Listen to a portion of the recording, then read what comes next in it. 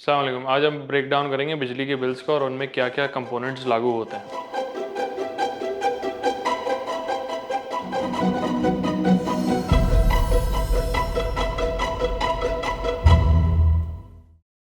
सबसे पहले बात करते हैं बेस टैरिफ के बारे में। बेस टैरिफ एक फिक्स चार्ज होता है जो आपके कंजम्पशन स्लैब के हिसाब से लागू होता है। नेपरा ने डिफरेंट कंज्यूमर कैटेगरीज को डिफाइन किया हुआ है, जिसमें सबसे पहली कैटेगरी लाइफलाइन या प्रोटेक्टेड कंज्यूमर्स होते हैं जो 200 यूनिट से कम इस्तेमाल करते हैं। उसके अलावा 200 यूनिट से लेकर 700 यूनिट के डिफरेंट स्लैब्स डिफाइंड होते हैं। 700 यूनिट की कैटेगरी सबसे हाई स्लैब कंज्यूम करती है, जिसकी प्राइस 43 रुपीज़ पर किलोवाट आवर होती है। इसके अलावा रेजिडेंशियल, कमर्शियल, इंडस्ट्रियल, एग्रीकल्चर और पीक और ऑफ पीक आवर्स के भी डिफरेंट बेस टैरिफ्स होते हैं। मौजूदा रेजिडेंशियल बेस टैरिफ इस वक्त 2024 के डेटा के हिसाब से 29.8 रुपीज़ पर यूनिट है।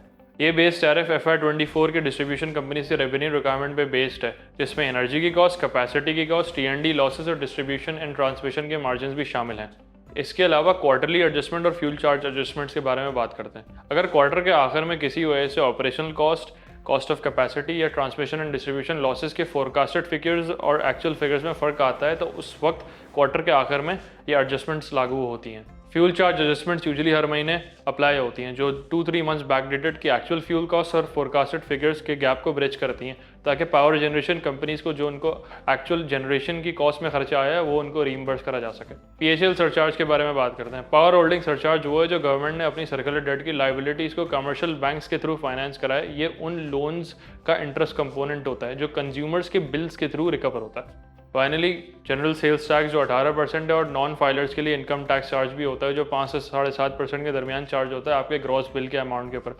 उसके अलावा PTV फीस और रेडियो पाकिस्तान की फ़ीस जो यूजुअली 30 से 50 रुपये के दरमियान होती है, वो भी लागू होती है। ओवरऑल पाकिस्तान का पूरा एनर्जी सेक्टर एक अनएंडिंग सर्कुलर डेट क्राइसिस में डूबा हुआ है, जिसके कैश शॉर्टफॉल को फाइनेंस करने के लिए कंज्यूमर्स के बिजली के बिलों को भी बढ़ाया जाता है और गवर्नमेंट को अपने बजट के थ्रू सब्सिडी भी देनी पड़ती है। ये था हमारा पर्सपेक्टिव कंट्री के पावर सेक्टर सिचुएशन के बारे में। For more informative videos, please follow us on our YouTube and other social media handles. Thank you.